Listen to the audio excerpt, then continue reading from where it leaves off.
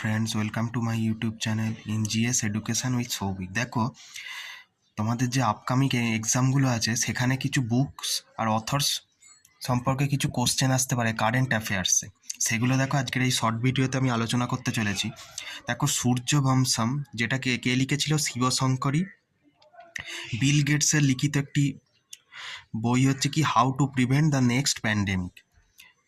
পাগলখানা, এটা লিখেছিলেন হচ্ছে ডক্টর জ্ঞান চতুর্বেদী। বিরসা মুন্ডা, এটা লিখেছিলেন কি?